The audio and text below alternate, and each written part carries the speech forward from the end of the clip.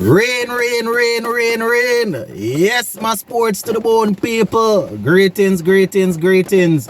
Pure rain, my people. Anyways, I want to talk to you guys about a couple of things.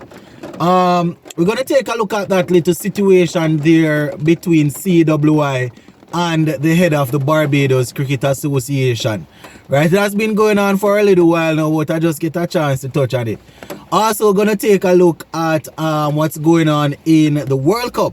Today we have South Africa going up against Australia, and at the time of me recording this video, South Africa, they just finished batting their 50 overs. So we're gonna talk about that, and probably later on I will just give you a full recap of how the game would have ended. So let's give a listening ear until the end, my people. If you enjoy the content and you like the content, go ahead and hit that subscribe button. Also, let me know in the comment section what your thoughts are, especially about this CWI and Barbados Cricket Association head situation. So, taking this one from the CWI, from Sportsmax website. I think it was last Sunday when we did a live show. You know, I was asked about it and I replied and said that, you know, I wasn't aware of it.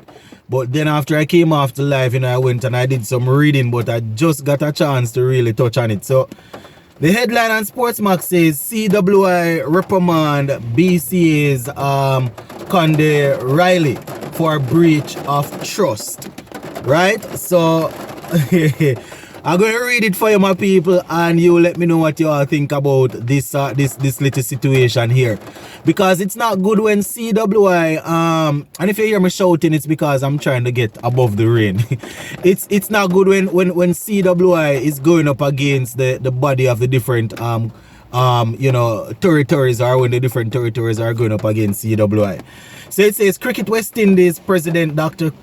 Shallow has reprimanded Barbados Cricket Association head Conde Riley for serious breach of trust and bringing the entire CWI organization into disrepute.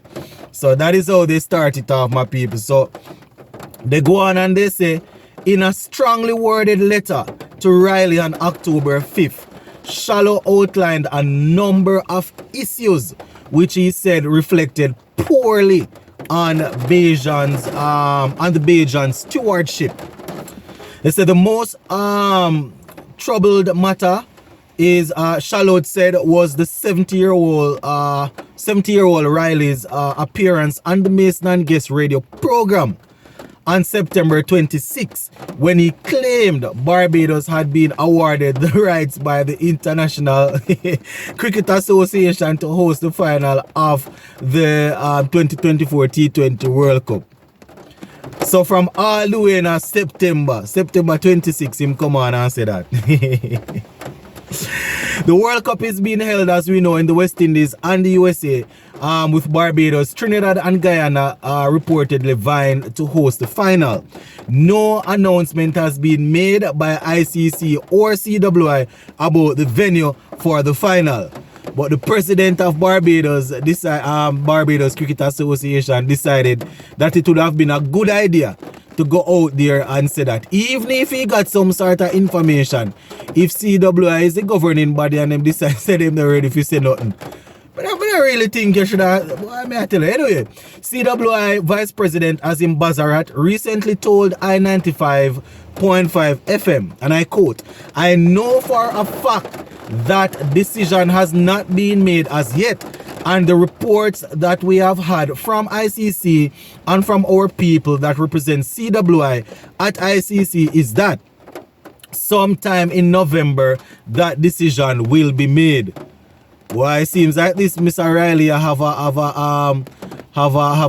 a big source then, because if he allegedly, oh, the backside, but I don't know they wet up, man.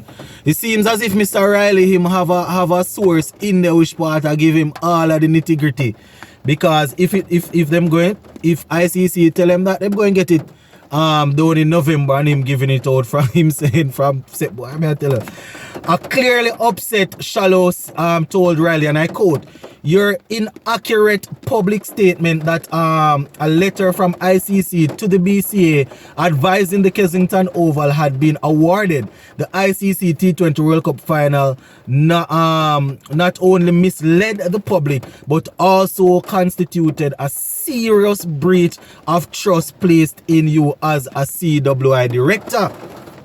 Backside. Such actions not only reflect poorly on your personal integrity, but also bring the entire CWI organization into disrepute. Strongly worded letter, boy. Why this sound like when me? I don't know. Where am I going tonight? Shallow urged Riley to familiarize himself with Article 51 of the Memorandum and Articles of Association of CWI and Code of Ethics for the Board of Directors. Shallow said there was hesitancy to throw the book at Riley, but warned that such considerations may not be extended in the future. End quote. They say Shallow added, and I quote, "This letter is issued with the expectation that you receive it with due gravity. CWI is an organization with sterling reputation. Oh, yeah, say, and as directors, we must act responsibly in the good faith and to maintain the best interests of CWI.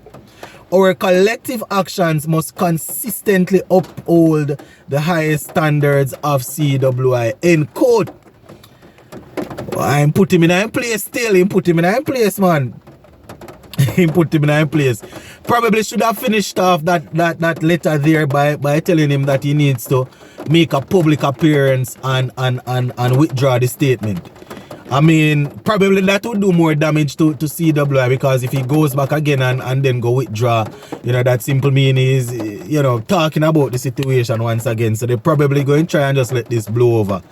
Anyways, Shallow reprimand him, Shallow put him in place, give him a nice little beat and tell him to behave himself. Let me just finish off with this innings here in the game between South Africa and Australia. So South Africa batting first. They scored 311 for 7 of their 50 overs. 311 for 7. And we had another century for Quinton de Kock. Consecutive centuries, my people. 109 of 106 deliveries with 8 fours and 5 sixes.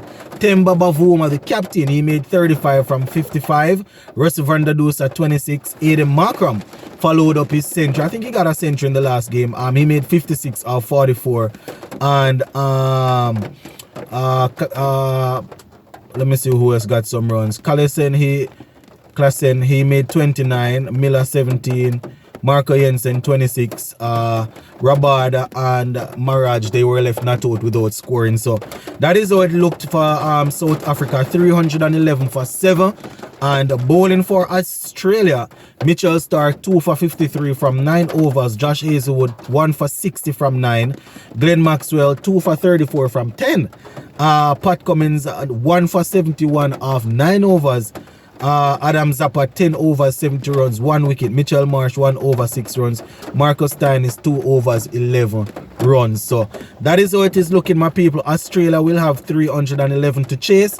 They will probably back themselves to get that, seeing that, you know, they will have about 300 or so deliveries to get it.